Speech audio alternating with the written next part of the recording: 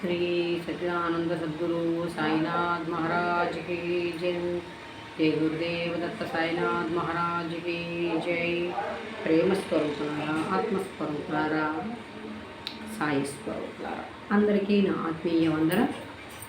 మనం ఈ వీడియోలో భగవంతుని యొక్క 5 స్థానాలేంటి, భగవంతుడు ఎక్కడ తన నివాసాన్ని ఏర్పరచుకుంటాడు, ఎటువంటి చోట ఆయన ఉంటాడు అనేటువంటి అంశాల గురించి తెలుసుకునేటువంటి ప్రయత్నం చేద్దాం. మనకి పంచయజ్ఞాలను ఉన్నాయి. దైవయజ్ఞము, పితృయజ్ఞము, భూతయజ్ఞము, అతిథి యజ్ఞము, ఇలా. అలాగే పంచస్థానాలు, భగవత్ స్థానాలు ఉన్నాయట. వేదవ్యాసుడు తన శిష్యులతో చెప్పినటువంటి ఈ 5 స్థానాలేంటి, భగవంతుని యొక్క నివాస యోగ్యాలేంటి అవి తెలుసుకునేటువంటి ప్రయత్నం చేద్దాం. ఎక్కడ స్కిప్ చేయకుండా చక్కగా వీడియోని వీక్షించేటువంటి ప్రయత్నం చేయండి.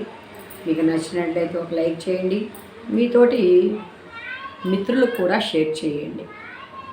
ఇంతవరకు ఛానల్ని వీక్షిస్తూ సపోర్ట్ చేస్తూ వస్తున్న ప్రతి ఒక్కరికి కూడా ప్రత్యేక కృతజ్ఞతలు. సరే, మరి ఆ 5 స్థానాలు ఏంటో తెలుసుకుందాం. మాతాపితరులను సేవించేవారి యందును, పతివత ధర్మము కలిగినటువంటి స్త్రీ యందును, మిత్రద్రోహం చేయనటువంటి వ్యక్తి యందును, అంటే మిత్రద్రోహానికి పాల్పడకుండా ఉండేవాడు, అందరి ఎడల సమత్వ బుద్ధిని కలిగి ఉండేవాడి యందును, వైష్ణవ భక్తుని యందును, అంటే భగవద్భక్తుని యందును యొక్క భగవంతుడు నివసిస్తూ ఉంటాడు అని చెప్తున్నాడు. సరే, అది ఎలా ఏంటి అనేవి చూసినట్లయితే మనకి పురాణాల్లో చాలామంది భక్తులు మాతాపితలను సేవించి చరితార్థులైన వాళ్ళు ఉన్నారు. పతివ్రత ధర్మాల్ని నిర్వర్తించి చక్కటి పాతివ్రత ధర్మంతో భర్తని యమధర్మరాజు నుంచి కాపాడుకున్నటువంటి తల్లి సావిత్రి తల్లి ఎలా తల్లులు ఉన్నారు. అలాగే మిత్రధర్మం, మరి సమత్వ బుద్ధి, ఇది అందరికీ రాదు. ధర్మంతో ఎవరైతే జీవిస్తూ ఉంటారో వారు మాత్రమే అలవడినటువంటి గొప్ప ఆభరణం వంటిది ఆ లక్షణం అన్నమాట. ఇక భగవద్భక్తి, ఎవరి అవగాహనకి ఎవరికి తగినట్టు ఆ భగవద్భక్తి అనేది అందరిలోనూ ఉంటుంది. ఆ భక్తులు ఏంటి ఎలా చూద్దాం. ఒకసారి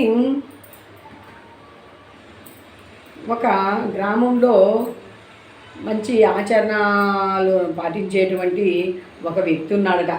ఆ వ్యక్తి పేరు నరోత్తముడు. ఆ నరోత్తముడు అంటే నరుల్లో ఉత్తముడైనటువంటి వాడు. కానీ ఆయన ఏం చేస్తున్నాడు, ఆయన తీర్థయాత్రలకు అని చెప్పి బయలుదేరి తీర్థయాత్రల్లో చక్కగా ఒక చోట ఒక తీర్థానికి వెళ్ళాడు. అక్కడ నదీ స్నానం చేస్తున్నాడు.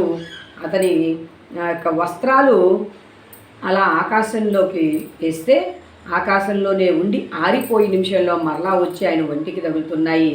చక్కగా ఇలా సాగిపోతూ ఉంది ఆయన. అప్పుడు ఆయన అరే, ఇంత గొప్ప మహత్తుని కలిగి ఉన్నాను అనేటువంటి భావాలతో ముందుకు వెళ్తూ ఉన్నాడు. సరే, ఒకరోజు ఈ నరోత్తముడు అలా నదీ స్నానం చేసి ఆకాశంలోకి తన వస్త్రాన్ని అలా విసిరివేశాడు. విసిరివేసినటువంటి వస్త్రంకి ఆ పైకి వెళ్తూ ఉన్నటువంటి కొంగ ఏదైతే ఉందో ఆ కొంగ దాని మీద మల విసర్జన చేసింది.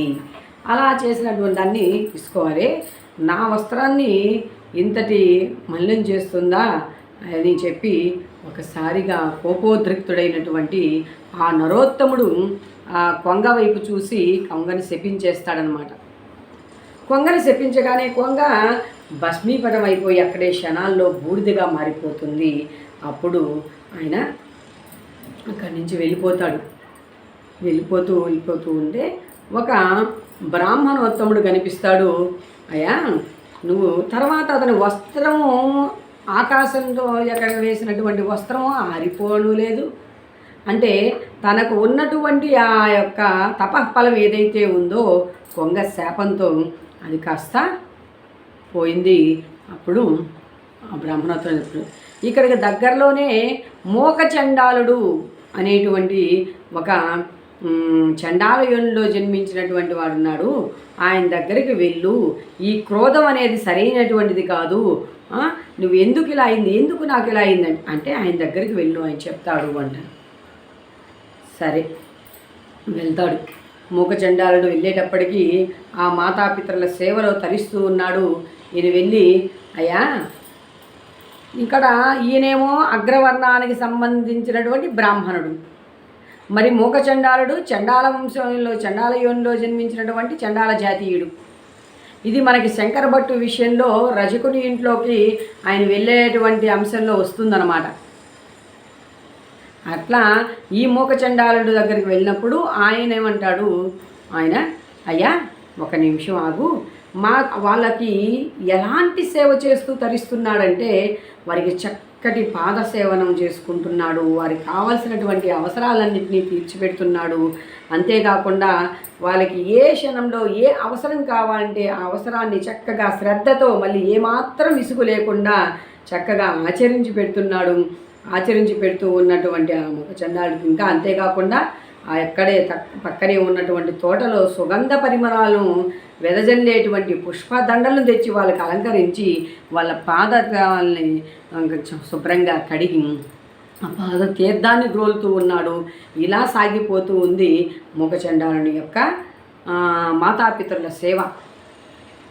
ఎప్పుడైతే తల్లి తండ్రి దైవం అంటే తల్లి తండ్రి సమస్త తీర్థాలు కూడా తీర్థస్వరూపిణి తల్లిగాను ఇలా భావించేవాడికి అన్నీ కూడా సమస్తం కూడా వారిలోనే ఉంటాయి. ఇక్కడ చూడండి, ఎక్కడైనా మొట్టమొదటగా మాతాపితలను సేవించి మానవుడు ఏ ధర్మాన్ని సాధించుకోగలడో ఆ ధర్మాన్ని వందల కలది యజ్ఞాలు తీర్థయాత్రలు చేసి కూడా పొందలేడు. మన తండ్రియే మన సమస్తము అనుకోవాలి. తన సద్గుణ సేవా సంపత్తి వల్ల మాతాపితులు సేవ చేసి సంతోషపెట్టే మానవుడు గంగా ఇలా పుష్కరాల్లో చేస్తే ఏ పుణ్యం వస్తుందో, ఆ నదీ జలాల్లో స్నానం చేస్తే ఏ పుణ్యం వస్తుందో అట్టి పుణ్యాన్ని పొందుతాడు.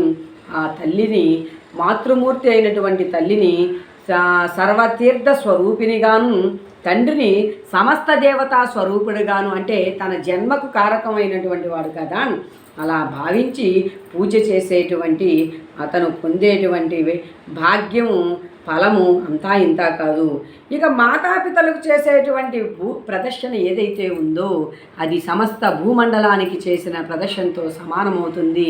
దీనికి మనకు నిదర్శనమే విఘ్నేశ్వరుడు సుబ్రహ్మణ్యుల యొక్క పురాణ గాథ. అది మనకి లెంతిదవుతుంది కాబట్టి మీకు అందరికీ అది విదితమే. కాబట్టి ఆ విఘ్నేశ్వరుడు మాతాపితరుల చుట్టూరు ప్రదర్శన చేసే సమస్త తీర్థాల్లో కూడా ప్రదర్శన చేసినటువంటి పుణ్యాన్ని అర్జించాడు అలా ఆయన. ఇంకా పోతే మాతాపితల సేవ వల్ల మన సమస్త కర్మలను తొలగించుకున్న వాళ్ళం అవుతాము. తల్లిదండ్రులు ఎవరైతే ఉన్నారో వాళ్ళని అసహాయ స్థితిలో ఉన్న వారిని మనం వదిలేస్తే రౌద్రాది నరకాల్లో తప్పకుండా పడతాము అని చెప్తూ ఉన్నాయి మన పురాణాలు. ఇంకా పోతే పుండలీకుడు అధ్యాత పాండురంగుడు ప్రత్యక్షమై రావయ్యా అంటే ఆగవయ్యా, అక్కడే నిలబడు, నా మాతాపితరుల సేవలో నేను ఉన్నాను అన్నాడు. చక్కగా అలా అతను దానికి ముందు ఎన్నో దౌర్భాగ్య పనులు చెందాడు. కానీ పశ్చాత్తాపడి మాతాపితరుల సేవలో తరించాడు కాబట్టి ఆ పాండురంగ విఠలుడు అలాగే ఆ ఇటికిరాయి మీద నిలబడిపోయి ఆ భక్తుడి కోసం ఇప్పుడు పండరీపురంలో మనందరికీ కూడా దర్శనమిస్తున్నటువంటి ఇది మనందరికీ విదితమే. ఇంకా శ్రవణకుమారుడు తన అందులైనటువంటి తన తల్లిదండ్రులని ఆ కావిడిలో పెట్టుకొని చక్కగా ఎన్నో యాత్రలు చేయిస్తూ ప్రతి చోట వారికి కావలసినటువంటి ఇలా మాతాపితరులను సేవించి తరించినటువంటి నెలల్లో ఇప్పుడు మనం చెప్పుకుంటున్నటువంటి కథానాయకుడు మూకచండాలుడు.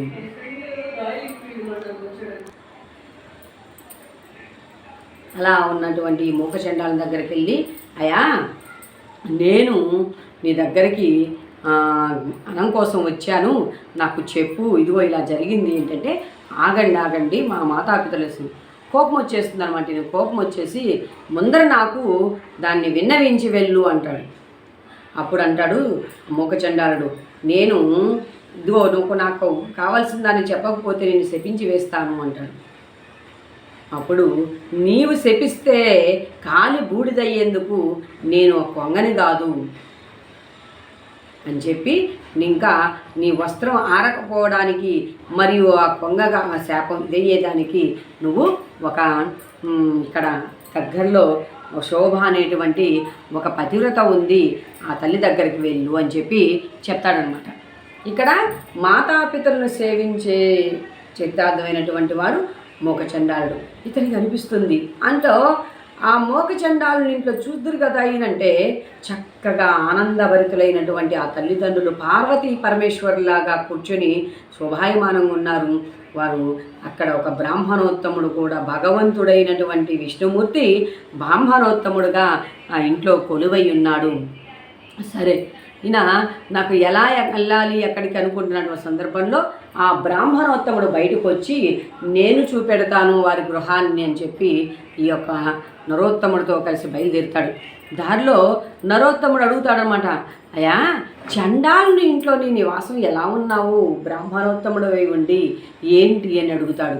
అడిగి అయినా ఏమాత్రం జ్ఞానము లేదు, వేదాలు చదవలేదు, ఏమీ తెలియనటువంటి అతను నేను అక్కడ ఎక్కడో తీర్థయాత్రలో ఆ కొంగని శపించినటువంటి విషయాన్ని ఎలా తెలుసుకోగలిగాడు అని అడుగుతాడు. అప్పుడు నువ్వు ఆ యొక్క పతివ్రత దగ్గరికి వెళ్ళమని చెప్తామట. అసలు ఆ పతివ్రత ధర్మం ఎలాంటిదంటే పతికి హితము కలిగించుటలో నిమగ్నురాలై ఉండే స్త్రీ ఇటు పుట్టినింటికిను అటు మెట్టినింటికిను వారిని ఇద్దరిని కూడా అటు 100 తరాలు ఇటు 100 తరాలను చక్కటి యోగ స్థితిలోని ఉంచగలదు, అంటే ఉద్ధరించింది అవుతుంది అని చెప్తాడు. ఇకపోతే పతియే ఆ పతివ్రత ధర్మం ఎలా ఉంటుందంటే పతియే ప్రత్యక్ష దైవంగా భావిస్తూ ప్రతి తనకు అనుకూలంగా నడుచుకున్నను అనుకూలంగా నడుచుకోకపోయినను ఆయన పట్ల ఒకే రకమైనటువంటి ప్రేమభావంతో ఈర్ష్య ద్వేషాలు లేకుండా అతని పైన పలోమని చెప్పి ఆయన అలాంటి వాడు ఇలాంటి వాడని నేరాలు చెప్పకుండా ఉండాలి. అలా మనకి శాస్త్రాల్లో చెప్పున్నారు. గృహత్య కార్యాల్లో ఆమె ఎలా ఉంటుంది, దాసిగా ఉంటుంది. గృహ నిర్వహణ కార్యక్రమాలు నిర్వహించేటప్పుడు ప్రతి స్త్రీ కూడా కరుణేషు మంత్రి భోజేషు మాత శయనేషు రంభ భోజేషు మాత, ఇలా ఆ తల్లి దాసిగా గృహ కార్యాలను నిర్వర్తించడంలో దాసిగాను, భోజన సమయంలో మాతృమూర్తిగాను, అలా భోజన కాలంలో మాతృమూర్తిగా, ఆపద సమయం అంటే భర్త క్లిష్ట పరిస్థితుల్లో ఏ దిక్కుదోచని స్థితిలో ఉన్నప్పుడు సలహాదారినిగా ఒక మంత్రిగా వ్యవహరిస్తుంది. ఇక పడక సైన్యేసు సమయంలో ఒక రంభగా తనను తాను సమస్తాన్ని అర్పించుకునేటువంటి ఆయనకి కావలసినటువంటి సుఖాలను అందించేటువంటి ఆ యొక్క సౌఖ్యదాతగా ఇస్తుందన్నమాట. ఇకపోతే భర్త ఇలా ఉండాలి. కోపం, ఆయన పైన కోపము, ఈర్ష్య, ద్వేషము. ఇప్పుడు చూడండి ఎక్కడ చూసినా ఆయన మీద ఏదో పెట్టుకొని ఇంకొకరి మీద ఏదో పెట్టుకొని వాళ్ళని సంహరించుకుంటూ వెళ్ళిపోవడమే అయిపోతుందన్నమాట. కాబట్టి పతియే ప్రత్యక్ష దైవము అనేటువంటి ఇదితో నడుచుకుంటూ ముందుకు వెళ్ళాలి అని చెప్తున్నాడు. ఇక అట్లాంటి వాళ్ళు మన చరిత్రలో చూసినట్లయితే అనసూయమాత తన పాతివ్రత్యం చేత సాక్షాత్ త్రిమూర్తులను కూడా చిన్నపిల్లలను చేసి ఆడించి లాలించి చేసినటువంటి తల్లి అన్నమాట అనసూయమాత. అలా అనసూయమ్మ తల్లి ఆ యొక్క అత్రి మహాముని బయటికి వెళ్ళినప్పుడు వీళ్ళు వచ్చినప్పుడు ఆయన యొక్క పాదుకులను పట్టుకొని స్వామి నాకు ఇట్లా సంక్లిష్ట పరిస్థితి ఏర్పడింది అని చెప్పి అని చెప్పుకొని ఇలా ఇదిగో అతిథికి ఆహారం ఇవ్వకపోతే ఇలా అవుతుంది అని చెప్పి ఆ సందర్భంలో ఆ తల్లి వాళ్ళని అలాంటి పాతివ్రత్యం. ఇంకా పోతే మనకి సుమతీమాత ఎలా చేస్తుంది ఆ యొక్క భర్త కుష్టి వ్యాధితో ఉంటాడు. కుష్టి వ్యాధితో ఉన్నటువంటి ఆయనతో పాటే ఆయన ఎక్కడ చీదిరించుకోకుండా, అసహించుకోకుండా, చిరాకు చెందకుండా ఆయనకి సేవ చేస్తూ, ఆయనతోనే ఉంటూ, ఆయన పక్కనే పడుకుంటూ అలా జీవిస్తున్నటువంటి తల్లి ఒకరోజు ఆయన అనుకోకుండా ఆ ఇంటి గుమ్మం ముందు నుంచి వెళ్తున్నటువంటి నవ యవ్వన సౌందర్యవతి అయినటువంటి ఒక స్త్రీని చూసి అతని మనసు చెలించి చాలా దిగాలుగా, చాలా చిరాకుగా కూర్చొని ఉంటాడు. అమ్మ దగ్గరికి వెళ్ళి అడుగుతుంది, ఏంటి స్వామి ఇలా ఉన్నారంటే, ఇది చెప్పినా నువ్వు తీర్చలేనటువంటిదిలే, వదిలేయి అంటాడు. లేదు, మీ మనస్తాపానికి గురైంది ఏంటి మీరు అని అడిగితే, ఇప్పుడు మన ఇంటి ముందు నుంచి ఒక యువతి వెళ్ళింది, ఆ అమ్మాయితో నాకు పొందు కావాలి అంటాడు. చూడండి, ఒక భర్త పరస్త్రీ యొక్క పొందు కోసం అందులో ఆయన ఉండేటువంటి పరిస్థితి ఎటువంటిది, కుష్టి వ్యాధిగ్రస్తుడై ఉన్నాడు. అంతవంటి దాంట్లో కామం దో ఆయన ఎలా చేయాలి అనేటువంటి ఆలోచనలో ఈ తల్లి ఆ బాట పట్టి వెళ్ళి ఆ వేసి ఎవరా ఏంటని విచారిస్తే ఒక చోట ఆ అడవి మార్గంలో కొంచెం ముందుకు వెళ్తే ఒక పర్ణశాల ఏర్పరచుకొని ఉండేటువంటి జీవిస్తూ ఉన్నటువంటి ఒక వేశ్య అని తెలుసుకుంటుంది ఆమె. అక్కడ ఆమె ఏం చేస్తుంది, ఒకరోజు తెల్లవారుజామునే వెళ్ళి చక్కగా అక్కడ ఉన్నటువంటి ఆవరణంతను శుభ్రం చేసి చక్కటి పేడతో అలికి ముగ్గులు పెట్టి చక్కగా మంచి రంగవల్లిని దిద్ది వచ్చేస్తుంది అనమాట. నిద్రలేసేసరికి ఇది ఎవరు చేశారా ఏంటి, అందరినీ చెలికత్తెల్ని పిలిచి చాలా శోభాయమానంగా ఉంటుందన్నమాట. ఎవరు చేశారా ఏంటి అనేటువంటి ఇదితో అందరినీ అడుగుతుంది. ఎవ్వరు కూడా మేం కాదు ఎలా జరిగింది ఏంటి అని. అలాగే రెండో తెల్లవారుజామున ఈ సుమతి అక్కడికి వెళ్ళి దాన్ని అలాగే ముగ్గులు పెడుతూ ఉంటుందన్నమాట. అప్పుడు చూస్తుంది, అప్పుడు వచ్చి ఈ వేశ్య అయినటువంటి ఆ స్త్రీ, అమ్మా ఏంటి తల్లి మీరు ఈ పని చేయటం ఏంటి, నా ఇంటి ముందు ముగ్గులు ఊడ్చడం ఏంటి, ఏం కావాలనుకుంటున్నారు మీరు, నా నుంచి ఆభరణాలు కోరుకుంటున్నారా లేకపోతే మనులు మాణిక్యాలు కోరుకుంటున్నారా, ఏం కోరుకుంటున్నారు, నేను ఏదైనా మీకు చేసేందుకు సిద్ధము, దయచేసి మీరు ఈ పని చేయొద్దు లేయండి అని చెప్పి వేడుకుంటుందన్నమాట. అప్పుడు అమలేసమ్మా, నీ నుంచి నాకు ఏ ఆభరణాలు వద్దు, ఏ మాణిక్యాలు వద్దు, ఏ కీర్తి ప్రతిష్టలు వద్దు, కానీ నాకు ఒక చిన్న సహాయం చేసి పెట్టమ్మా అని అడుగుతుంది. సరే, ఇటువంటి సహాయాన్నైనా నేను తప్పకుండా చేస్తాను అని మాటిస్తుంది ఆ యొక్క వేశ్యాస్త్రీ. సరే, అలా అనగానే అప్పుడు అంటుంది, తన యొక్క ఒకవైపు భయపడుతూనే ఒకవైపు సిగ్గుపడుతూనే తన యొక్క భర్త యొక్క కోరికను తెలియజేస్తుంది సుమతి మాత. ఆ యొక్క చెప్తుందన్నమాట.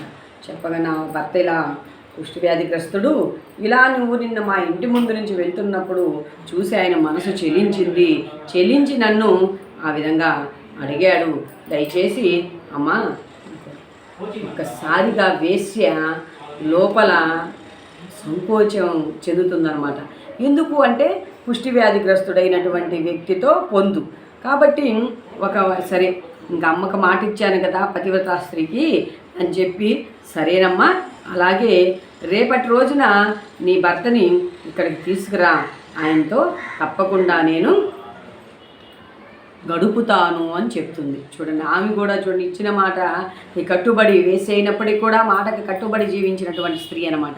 అయినా సరే ఇంకా భర్త దగ్గరికి వెళ్ళింది, చెప్పింది, చక్కగా ఆయనకి స్నానాదులు చేసి చక్కగా చేసుకొని ఎలా తీసుకెళ్ళాలి, ఆయన నడవలేని పరిస్థితి ఎలా తీసుకెళ్ళాలి అనేటువంటి ఇదిలో ఒక గంప మీద కూర్చోబెట్టుకొని ఆయన్ని తీసుకువెళ్తూ ఉన్నటువంటి సందర్భంలో అడవిలో ఒక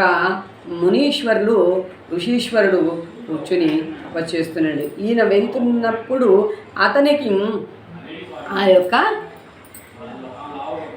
మనకి ఆ వ్యాస భగవాన్ చెప్పి మాండలిక మహాముని అని చెప్పడం జరిగిందనమాట. ఆ మహర్షి కూర్చొని ఉంటాడు. ఆ మహర్షి ఇంకొక సంఘటన ద్వారా అక్కడ ఒక శూలంలో కూర్చొని పెట్టబడి ఉంటాడు. ఎప్పుడైతే ఈయన గంపలో తగలగానే ఆయనకి అది మరింత బాధను కలుగు చేస్తుంది. ఎవరైతే నాకు ఈ బాధను కలిగించారో వారు సూర్యోదయం లోపల వాడు చనిపోవాలి అని చెప్పిస్తాడనమాట. అప్పుడే ఆవిడ ఆమెను ఎక్కడ వేసేసి, అయ్యో ఎవరు నన్ను ఇలా నా భర్తను శపించారు, నా భర్త లేని జీవితం నాకు వద్దు అని చెప్పి ఆమె తీసుకొచ్చేసి ఇంట్లో వేసుకొని, సూర్యుడు ఉదయించేదానికే లేదని చెప్పి సూర్యోదయాన్ని చూస్తే ఇదవుతుందని తిరిగి శాపం ఇస్తుంది ఆ తల్లి. సరే, అంతా చీకట్లమయం అయిపోతుంది, సమస్తము చీకట్లమయమైనటువంటి ఆ ఇదిలో అప్పుడు మరలా బ్రహ్మ దగ్గరికి వెళ్తారు అందరూ, దేవతలందరూ ఏందని గమనిస్తే ఇక్కడ జరిగినటువంటి సంఘటన అన్నమాట.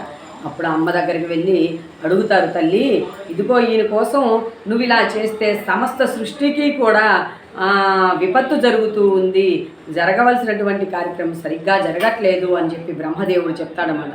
చెప్పగానే ఆ తల్లి సరే అని ముందు ఒప్పుకోదు.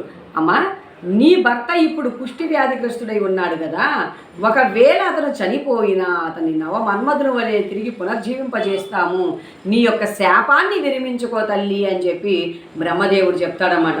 అప్పుడు ఒకసారి ఆలోచించి ఇది కూడా ప్రయోజనమైనటువంటిదే కదా అని ఆ తల్లి ఒప్పుకుంటుందన్నమాట.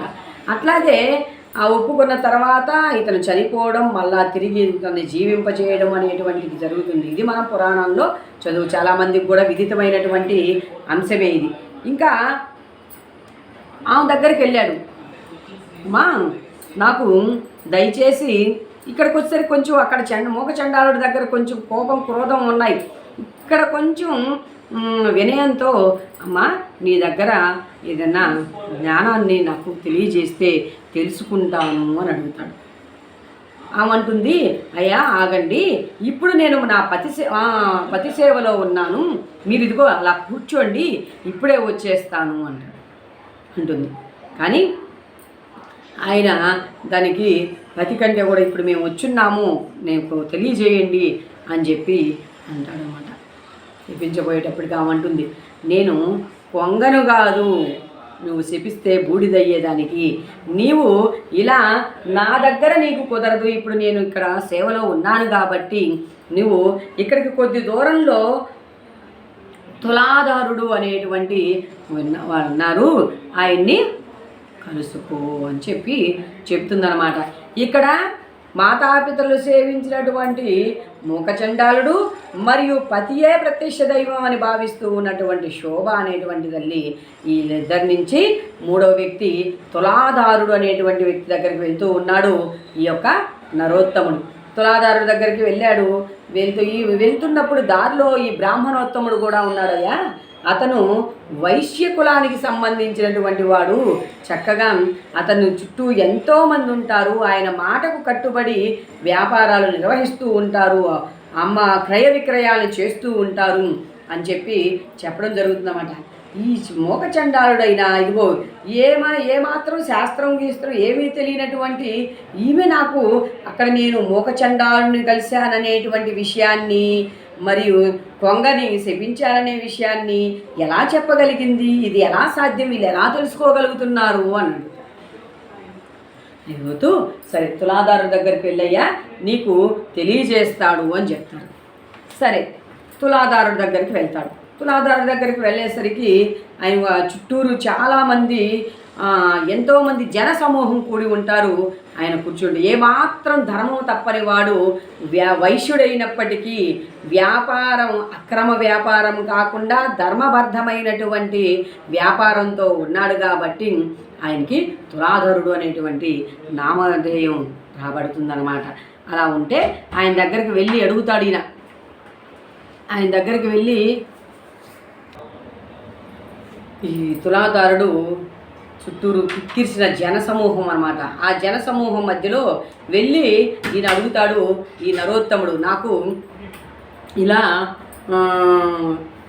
హితవు చెయ్యండి, ఎందుకు నాకు ఆ వస్త్రం ఆకాశంలో ఆనటం లేదు, ఇవన్నీ చెప్పేలా. అప్పుడు ఆయన అంటాడు, నీవు కొంగను చంపడం వల్ల కలిగినటువంటి పాపం ఏదైతే ఉందో అది అయ్యా నాకు నా దగ్గర మీరు కొంచెం ఖాళీ చేసుకుంటే అంటాడు, నా దగ్గర వీళ్ళు మొదటి జాము రాత్రి వరకు ఇలానే ఉంటుంది నా పరిస్థితి, కాబట్టి మీరు ఇక్కడికి దగ్గరలో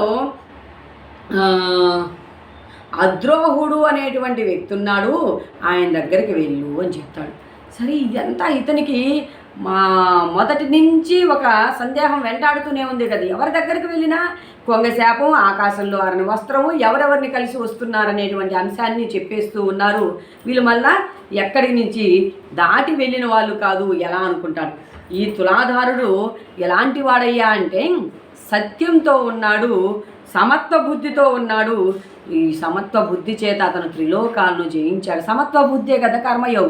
చేసేటువంటి కర్మలో దాన్ని ఒక యోగంగా నిర్వహిస్తూ అందరి ఎలా సమత్వమైనటువంటి బుద్ధితో వ్యవహరిస్తూ ఉన్నటువంటి వాడు కాబట్టి ఇంకా కూడా తులాధారుడు ఏం చెప్తాడంటే నరోత్తముడికి, నీకు పితృదోషాలు ఇవన్నీ కూడా పితృదేవతల వల్ల కలిగేటువంటివన్నీ కూడా తొలగిపోతాయి అంటాడు.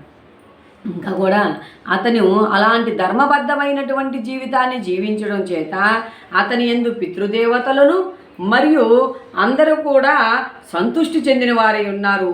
ఇంకా ఆయన ఎలా ఉండేవాడంటే శత్రువు యందును మిత్రుని యందును ఉదాసీనుల యందును, అంటే ఉదాసీనులు అంటే తటస్థ వైఖరితో ఉంటారు, అటు వెళ్ళరు ఇటు వెళ్ళరు, మధ్యలో అన్నిటికీ కూడా తలాడించుకుంటూ కూర్చుంటారన్నమాట.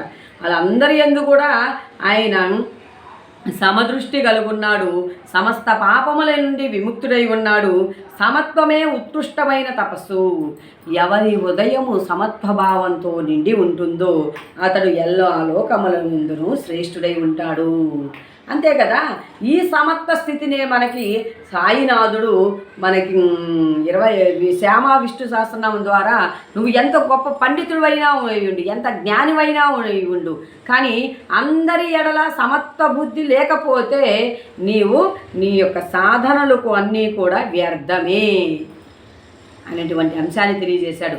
అలా అందరి ఎడల సమత్వంగా వ్యవహరిస్తున్నటువంటి ఈ తులాధారుడు అటువంటి వాడు కాబట్టి ఆయనకి అందరూ కూడా సర్వజ్ఞుడై వ్యవహరిస్తున్నాడు, పాప విముక్తుడై ఉన్నాడు, సంచరిస్తున్నాడు అని చెప్పి ఆ బ్రాహ్మణోత్తముడు చెప్తున్నాడు. ఈ సమత్వ బుద్ధి కలిగిన వాళ్ళలో ఉండేటువంటి లక్షణాలు ఏంటయ్యా అంటే ఇంద్రియ నిగ్రహాన్ని కలిగి ఉంటారు.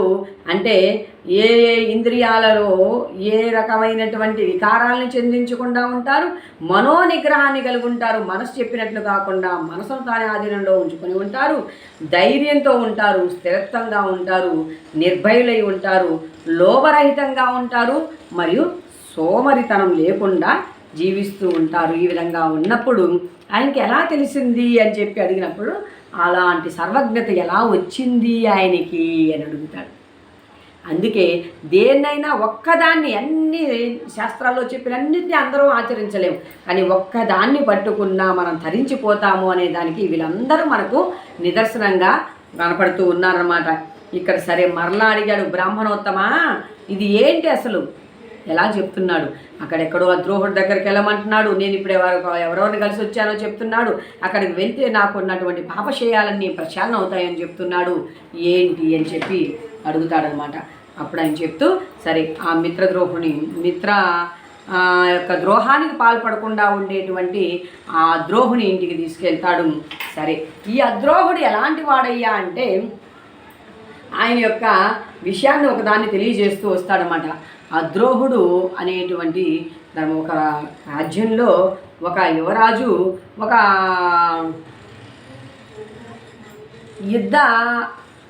యుద్ధం పని మీద బయటికి వెళ్ళాల్సి వస్తుందన్నమాట. అతని యొక్క భార్య, అతను చిన్న వయసులో ఉన్నటువంటి రాజు, అతని భార్య నవయవనవతి, చక్కటి సౌందర్యంతో ఉన్నటువంటిది, ఎవరైనా కళ్ళు వేస్తే చెలించకుండా ఉండలేనంత సౌందర్య రాశి అన్నమాట ఆమె. ఈమెను ఎలా కాపాడాలి? ఒకవేళ నేను యుద్ధానికి వెళ్ళి తిరిగి రాలేనప్పుడు ఈమెను ఎవరో ఒకరు అపహరించి ఎన్నో రకాల ఇబ్బందులు గురి చేస్తారు, ఎలా ఈమె నేను రక్షించాలి? ఒకవేళ నేను యుద్ధం నుంచి వచ్చేటప్పటికి ఈమె ఇది కాకుండా ఉండాలన్నా ఎలా అని చెప్పి ఆలోచిస్తాడనమాట. ఆలోచించి ఈ యొక్క అద్రోహుని యొక్క ఇంటికి వెళ్తాడనమాట. అద్రోహుడు చక్కగా సంసారాన్ని చేసుకుంటున్నటువంటి వ్యక్తి, భార్య అన్నారు.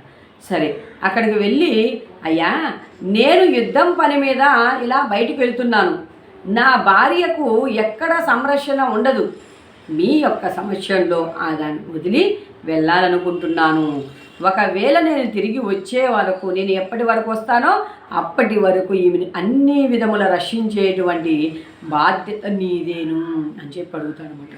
ఒక్కసారిగా ఆ ద్రోహుడు ఎంతటి కార్యభార్యాన్ని మరియు నా మీద ఉంచుతున్నారు,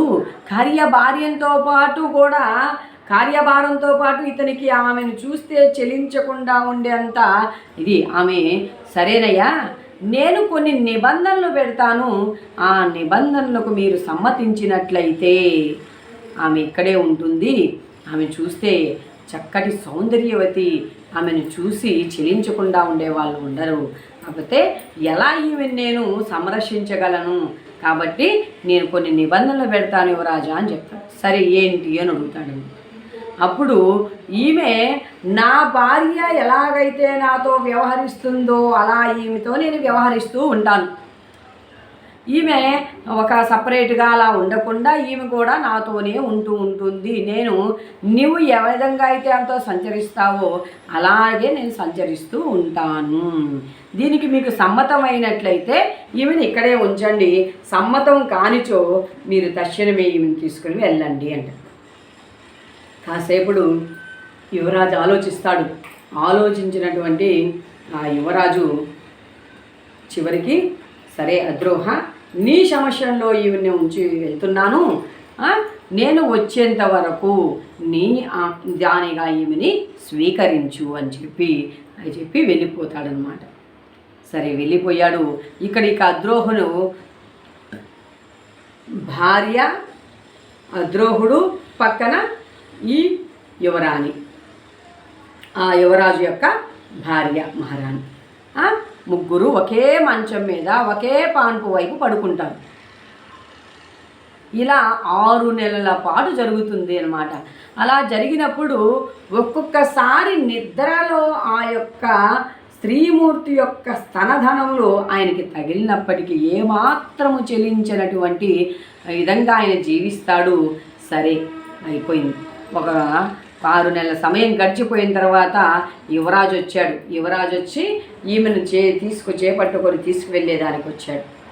సరే ఈ లోపల లోకులు పలుకాకులు అంటాం కదా మనము, వాళ్ళు అందరూ కూడా అద్రోహుడిని గురించి విమర్శిస్తూ చేస్తూ ఇది ఎంతటి ఘోరము, ఎంతటి నికృష్టము, ఇది బయట తెలియకపోవచ్చు, ఒకే పాన్పు మీద పడుకున్న వాళ్ళు ఎలా ఉంటారు, ఎలా చీమునెత్తులు లేకుండా ఉంటారు, ఏదో వ్యవహరిస్తారు, ఏదో ఒక రహస్యమైనటువంటి సంబంధం ఉండవచ్చు, ఇలా పలు పుకార్లను రాజ్యమేలుతూ ఉన్నాయన్నమాట అక్కడ. అప్పుడు ఆయన ఏం చేశాడు అంటే స్వయంగా అగ్నిగుండాన్ని వెలిగించుకొని ఆ అగ్నిగుండంలో ఇదే నాకు నా యొక్క ధర్మాన్ని కాపాడుతుంది అని చెప్పి అప్పుడు రాజకుమారుడు అంటాడు, ఏం జరుగుతుంది రాజా?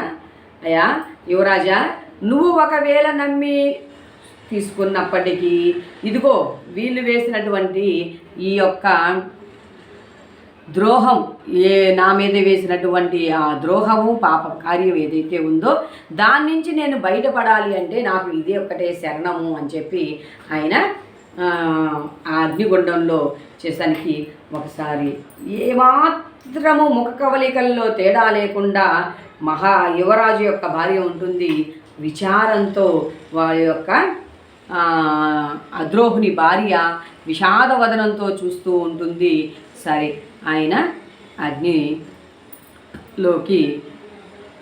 దూకి తన యొక్క తన్ను తాను కోల్పోయేందుకు సిద్ధమవుతున్నటువంటి అద్రోహుడు అగ్నిలో దూకగానే 4 వైపుల నుంచి నలుదిక్కుల నుంచి ఆ అగ్ని అంతా కూడా పుష్పాలుగా మారి ఆకాశం నుంచి దేవీ దేవతలు సమస్తం అందరూ కూడా పుష్పాలను చల్లుతూ ఆయన దీవిస్తూ వస్తారన్నమాట. ఆ దృశ్యాలందరూ కూడా సమూహం ఇక్కడ ఈయన్ని విమర్శించిన వాళ్ళు కూడా ఉన్నారు కదా, దాంట్లో అందరూ కూడా అక్కడ చేరుతారు.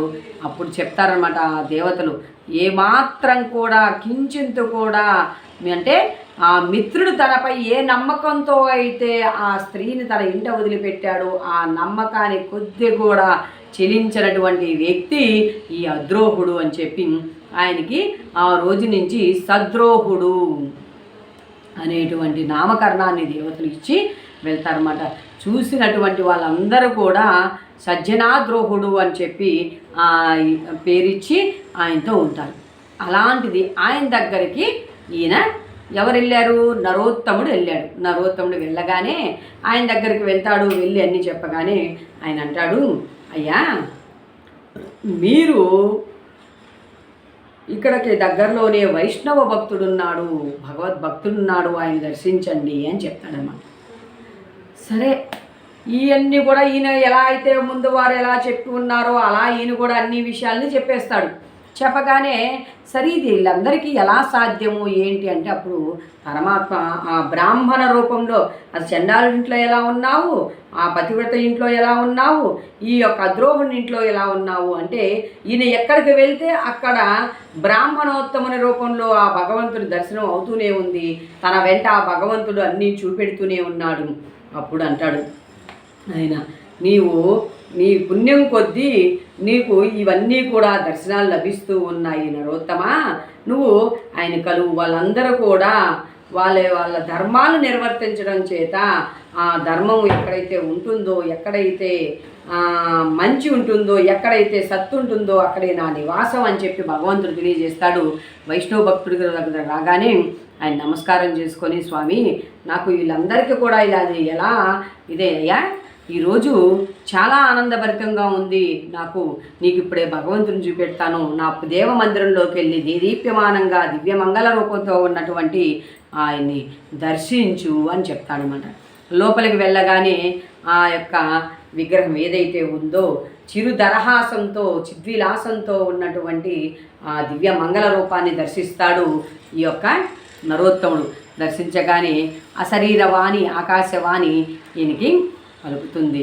ఈరోజు చాలా సంతోషంగా ఉంది అని చెప్పి చెప్పడం జరుగుతుందన్నమాట. భగవద్భక్తుడు ఆయన అడిగాడు కదా, మహాత్మా విష్ణువు ఎక్కడున్నాడని. నా మందిరంలో ఉన్నాడు, వెళ్ళి దర్శించు అని చెప్పాడు కదా ఆ విప్రోత్తముడు. సుందరమైన దేవమందిరం ఉంది, ఆ స్వామి వెలుగొందుతూ ఉన్నాడు, పోయి దర్శించు.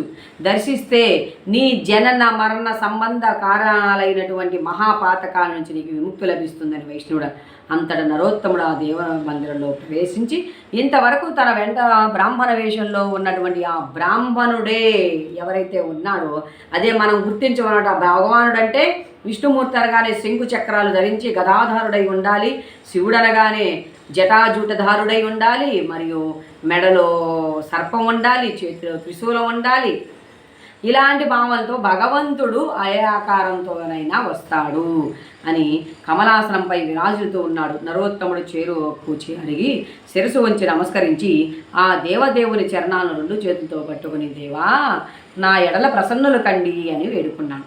ముందు నేను మిమ్ము గుర్తించలేకపోయాను ప్రభు, ఇహమందు పరమందు కూడా మీ కింకరుణై సర్వదాచరించే విధంగా నన్ను అనుగ్రహించండి అని అడిగాడట. దర్శనం పొందాడు. నాపై మీరు పరమానుగ్రహం ఉన్నట్లు ప్రత్యక్షంగా తెలుసుకున్నాను. నా యందు కృప చూపి ఒక్క మారు నీ నిజ దివ్య రూపాన్ని నాకు చూపించండి అని అడిగాడట. అప్పుడు విష్ణు భగవానుల, బ్రాహ్మణ వరేణ్య, నీపై నాకు విశేషమైన ప్రేమ కలిగింది కాబట్టి ఆ కారణంగానే నేను నీ వెంట నీకు పుణ్యపురుషుల దర్శనం కలిగిస్తున్నాను అని చెప్పాడట.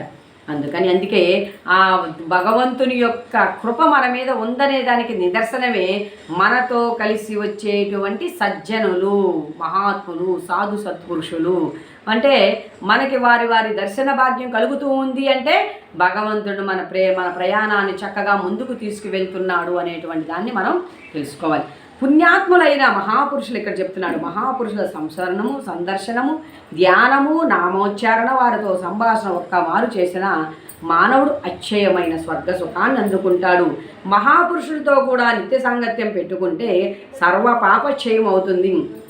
ఎందుకు వాళ్ళతో నిత్య సాంగత్యం వల్ల పాపాలే చెయ్యాలనే తలంపు లేకుండా చేస్తారు. అప్పుడు మనం చేసే తలంపులన్నీ పుణ్య తలంపులు అవుతాయి. అసలు పాపం అంటే ఏంటి? పరపీడనమే పాపం పరులకు నువ్వు చేసేటువంటి శ్రేయస్సు ఏదైతే ఉందో, హితం ఏదైతే ఉందో అదే పుణ్యము. కాబట్టి అనంతమైన సుఖాన్ని అనుభవిస్తావు అని చెప్తారు. తదుపరి వీడియోలో ఈ విధంగా వాళ్ళతో ఉండడం వల్ల ఆ మహాపురుషుల సాంగత్య బలం చేత మనకి ఏం జరుగుతుంది అనేటువంటి విషయాన్ని మనం తెలుసుకుందాం.